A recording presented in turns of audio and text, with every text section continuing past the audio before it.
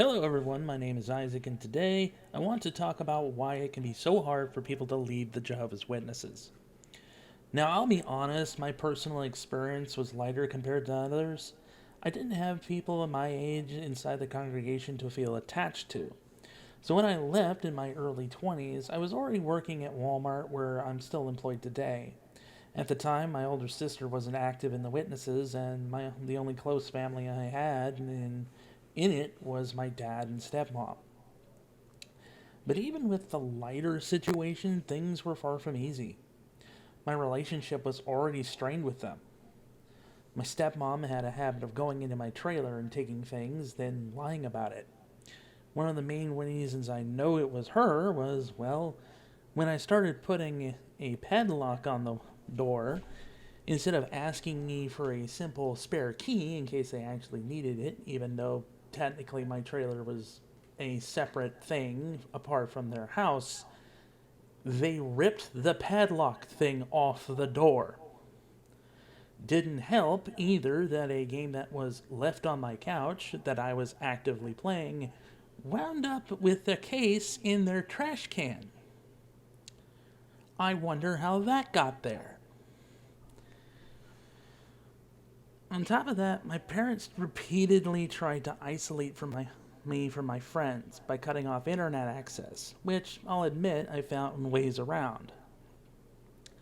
The breaking point came when a legally blind friend of mine, someone who could barely lift a milk jug, stayed over in my trailer because his mentally ill mom had kicked him out.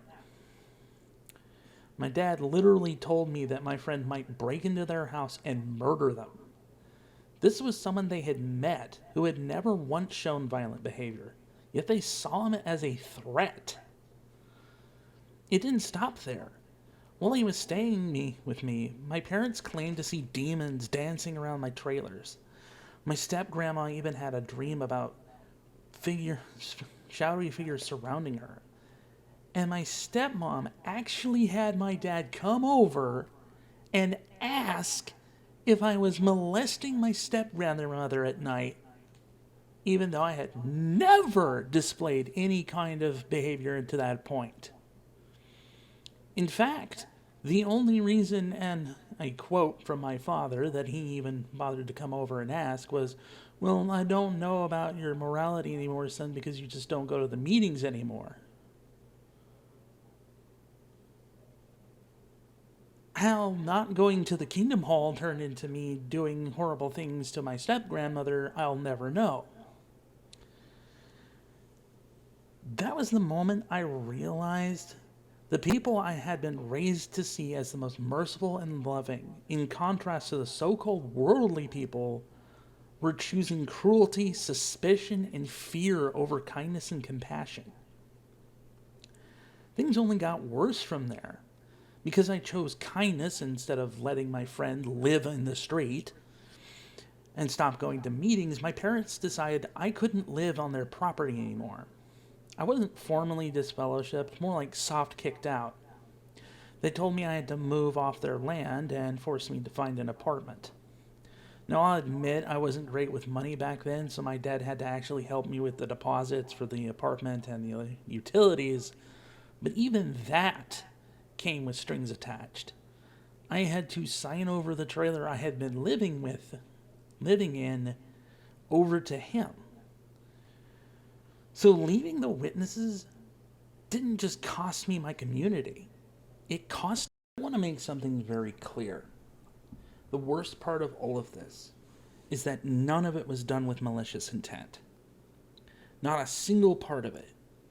My parents genuinely believed they were doing the right thing. They thought they were protecting their faith, protecting themselves, and even trying to protect me. That's what makes leaving the Jehovah's Witnesses so hard for so many people. The cruelty doesn't usually come from hate.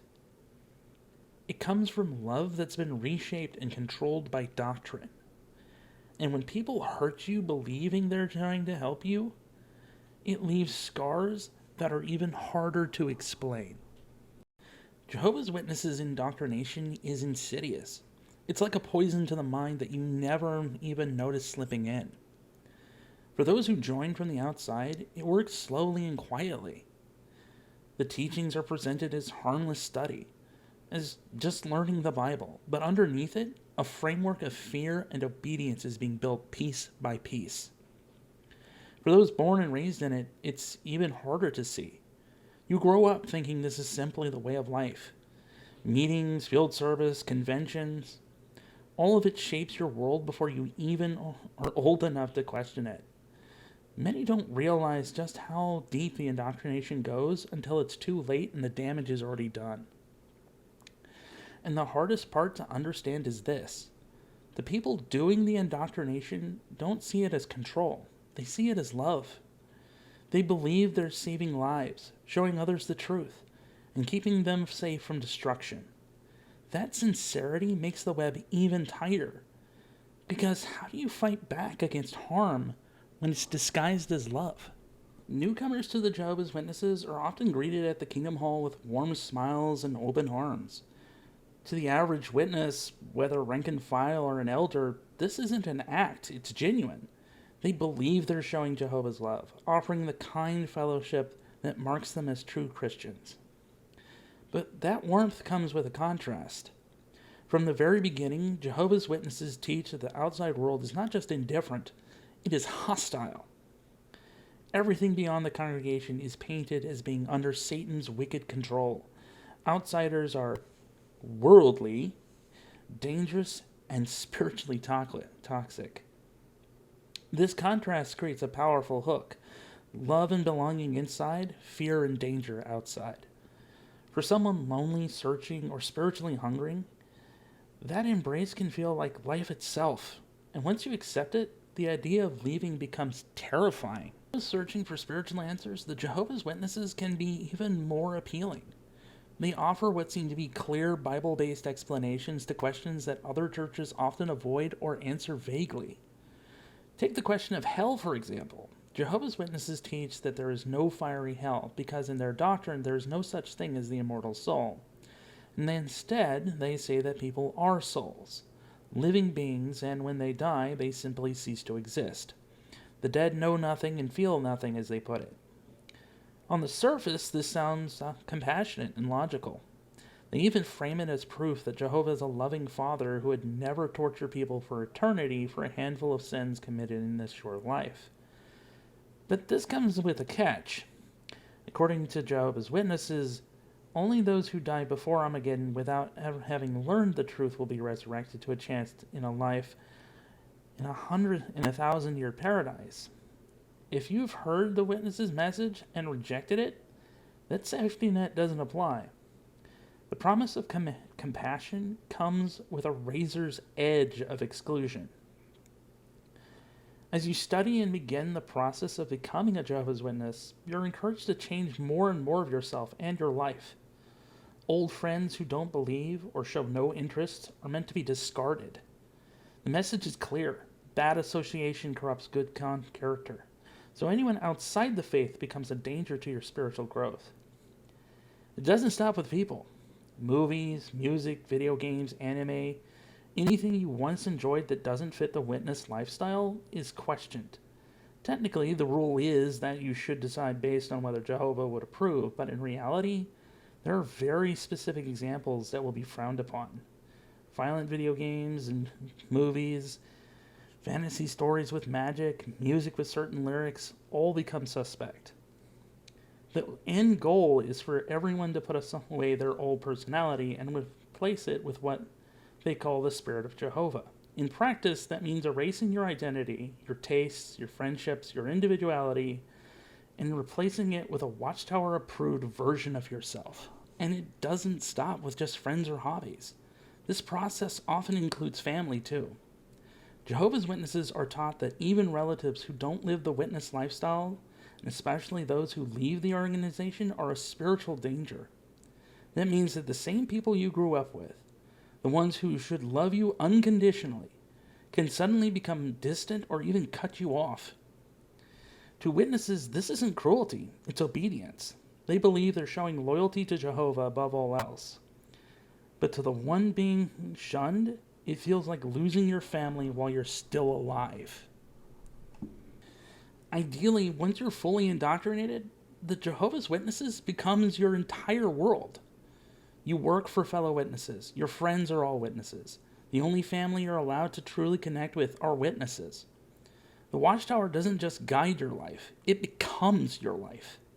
Your hobbies, your relationships, your time, even your identity are expected to serve Jehovah's organization. Anything that doesn't fit that mold is cut away, dismissed as worldly, and ultimately thrown aside. For many, there's nothing left outside of it, and that's exactly how it's designed, so that leaving feels impossible. Hanging over all of this is the fear of Armageddon. Jehovah's Witnesses are taught that we are living in the last days, and that Jehovah will soon unleash his final judgment, destroying every government, religion, and individual who refuses to accept their version of the truth. That isn't presented as a distant possibility. It's taught as an event that could happen any day now. Children grow up being shown pictures of fire raining down from the sky, cities crumbling, and terrified people running from destruction. The message is clear. If you're not inside Jehovah's organization when the day comes, you will be slaughtered. It creates a constant gnawing fear. Even if you stop believing, the images and warnings stay with you. For many former witnesses, the fear of Armageddon lingers like a shadow long after they leave. The voice in the back of your mind, always whispering, what if they were right? The fear of Armageddon dogs Jehovah's Witnesses every single day, and it isn't enough to simply be a member. They are taught that survival depends on strict obedience to Jehovah and in practice to the Watchtower organization. Even loyalty to the group doesn't guarantee safety. The message is that if you slip, if you disobey, if you associate too closely with non-witnesses or spend time with family who have left, you're putting yourself on the chopping block. It's like living with a gun held to your head, not by outsiders, but by the very faith that promises to protect you. Every choice, every relationship, every thought is filtered through the fear that one misstep could mean eternal destruction. That constant fear is reinforced inside the congregation. At the Kingdom Hall, other witnesses are always watching, not necessarily out of malice, but out of duty. They believe it's their responsibility to notice if you're stumbling, to keep you on the narrow path. But in practice, this turns the congregation into a kind of spy network. Every choice, every word, every relationship is under scrutiny. If you skip a meeting, spend too much time with non-witnesses, or enjoy entertainment that's frowned upon, someone is likely to notice. And if they think you're drifting, they'll bring it to the elders. What's presented as love and concern often feels like control and suspicion. And yet, for many witnesses, this is their only community, the only friends, the only family, the only social life they know. To risk losing it isn't just scary. It feels like stepping off the edge of the world. I saw this firsthand growing up in the witnesses. I once broke up with a girlfriend purely because someone in the local congregation found out. Even romantic relationships are tightly controlled. Witnesses aren't allowed to date or marry outside of the organization, and even though I was unbaptized at the time, the pressure was still there. The fear of disobedience, even in the smallest forms, becomes overwhelming. You learn quickly that every choice is being watched, every relationship judged, that fear isn't limited to adults. For those of us raised in the Watchtower, even as children, we were monitored. Show too much interest in something, a hobby, a piece of entertainment, a friendship, and your JW parents might take it away. Children are effectively treated as their parents' property, molded not into independent individuals, but into loyal servants of the organization. The message is clear from the start. Your life, your choices, your future don't belong to you. They belong to Jehovah, and by extension, to the Watchtower. You'll often hear scriptures repeated like mantras. The heart is treacherous. Man is not meant to guide his own step. These phrases are part of a larger framework designed to remind you that you cannot trust yourself, only Jehovah's organization. That control extends to information that you consume. Jehovah's Witnesses are expected to denounce or outright refuse anything that contradicts with the Watchtower's teachings. Reading a critical book, watching a video, or even visiting the wrong website is seen as dangerous.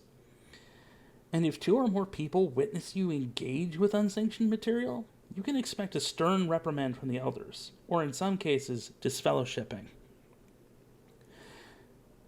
Disfellowshipping is the organization's ultimate weapon. It means being cut off completely. No contact, no friends, no family ties with those still inside. To a witness whose entire identity and community are tied to the organization, disfellowshipping is more than just losing faith. It feels like losing your entire world. And in many ways, it really is like losing everything. Get disfellowshipped, and your witness boss can fire you. Your witness friends won't even greet you on the street. Your own parents may kick you out without a second thought.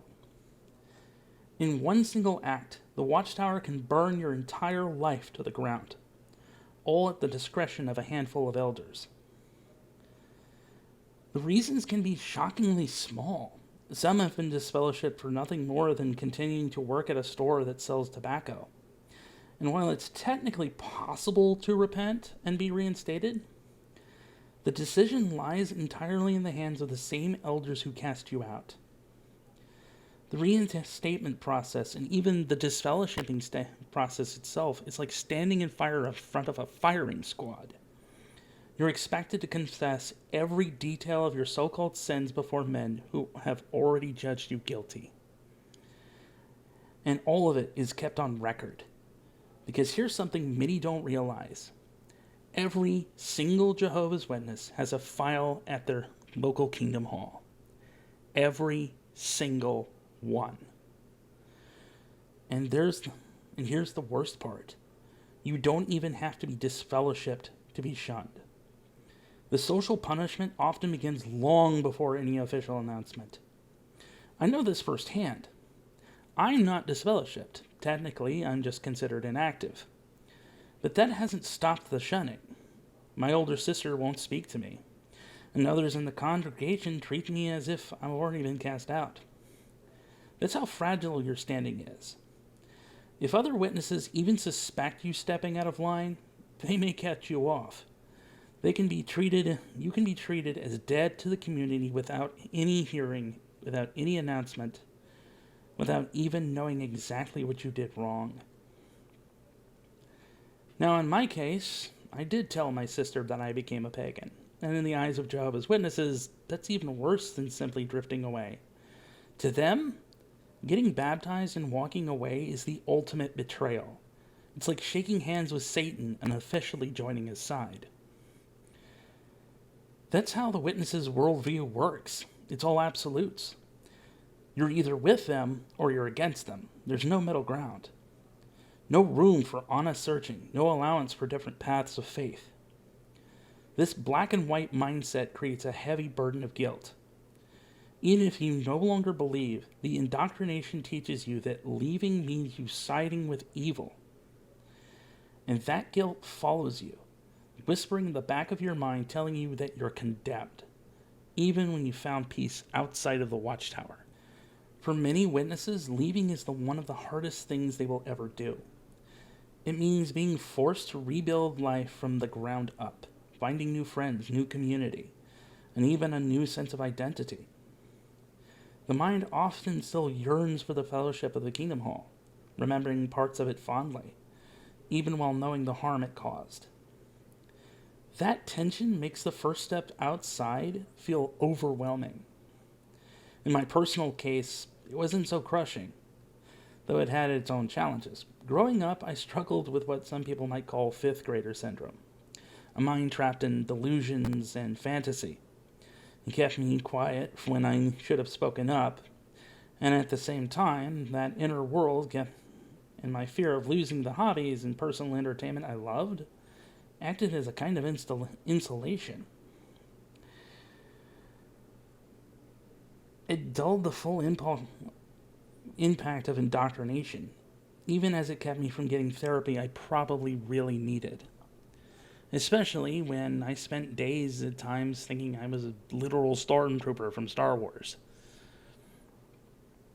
I learned early how fragile my freedom was. At one point, all my trading card game collections were taken away simply because I had become too involved in them.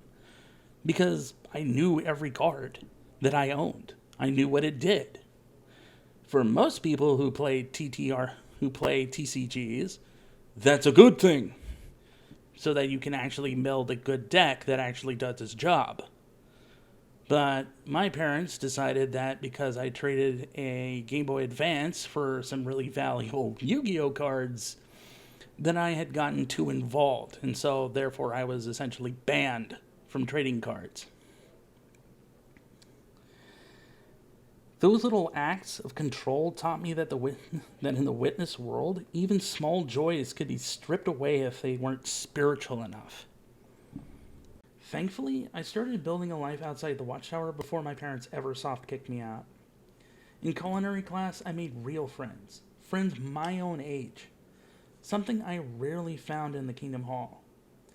And that's one of the biggest struggles for young Jehovah's Witnesses. Making friends. Congregations often have very few young people. And those who grow up in the religion face enormous pressure to stay isolated. The numbers tell the story. Around 85% of those raised in the Watchtower, Jehovah's Witnesses, eventually leave. For me, the contrast was impossible to ignore. My parents constantly warned me that worldly friends would lead me away from Jehovah, and that the only way I could even have them over was by pretending they were there for Bible study. Yet those friends encouraged me to go to meetings, respected my choices, and treated me with kindness. Not fear, not judgment. In the end, it was that contrast, cruelty at home, compassion outside, that laid the foundation for me to finally step away. Some of the very friends who helped me were from the queer community. A group of people the witnesses insist are mentally ill and under Satan's control. I was taught over and over that the world was cruel. The people outside the faith would infect me with like a virus. But in the end, most of the people who showed me kindness with no expectation of anything in return were the so-called worldly people, not the Jehovah's Witnesses. And that in itself is the most damning thing. A little kindness instead of judgment made all the difference. I remember one time I had a blown tire. Instead of just helping me, my dad told me to ask my worldly friends. So I did. I started walking down a long stretch of road without a sidewalk to meet them. And only then did my dad finally help me. After he threw a conniption fit because I started walking toward my car rather than waiting at my trailer for him. The sad irony is that if he had just helped me in the first place, his lesson might have carried more weight. It happened again more recently when I told my sister and my dad that I had been injured in an accident on my electric bicycle. My sister never once asked if I was okay. Instead, when I asked her about it, she just sent me a link telling me that I needed to return to Jehovah. When I confronted her about it, she doubled down, and it turned into a fight over text message. Imagine how different that moment could have been if she had just shown compassion first, made sure I was all right, and then shared her message. The thing is, I did tell her in a group text. I could have been lying. Could have been putting a brave face for my dad. And the thing about that hurt even more was because it showed me what the kind of person my sister was becoming. My sister wasn't the kind person that I remember. The sister who tutored me and made it a point to make sure that I actually got my schoolwork done without anything in return. The sister who showed me kindness and gentleness when she was outside of the Watchtower had now become just another drone, effectively. And that's the tragedy. Compassion was supposed to be inside the organization, but I found it outside. And that's the kicker of it all. Only after I left the witnesses did I truly learn what love was. I learned that love isn't about chains or control.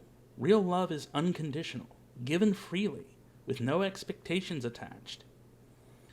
The witnesses preached it, but it was the so-called worldly people who lived it.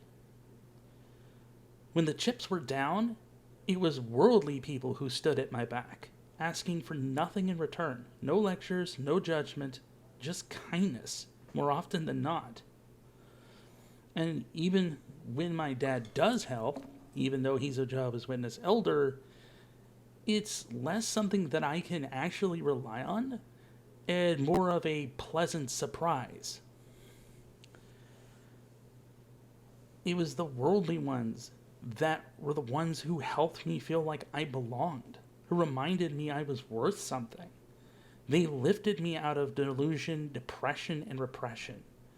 Meanwhile, inside the Watchtower, I was made to feel small and broken.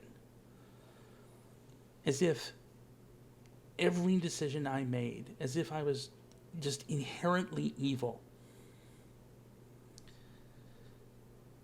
That contrast is what finally opened my eyes, and it's why leaving, as painful and difficult as it was, set me free. The truth is, I'm still willing to show that same love to my sister, my dad, or anyone I meet who chooses to leave the witnesses. If my sister and her family ever walk away from the Watchtower, they'll find me waiting, with a smile and a simple, "It took you long enough." Because that's what real love looks like. Not chains, not control, but an open door. Until then, feel free to subscribe, comment down below, and leave a like. It helps me make more videos like this. And while I usually do try to do a lot more gaming, I kind of felt like this needed to be said. So I hope you guys enjoyed the video, and I'll see you next time.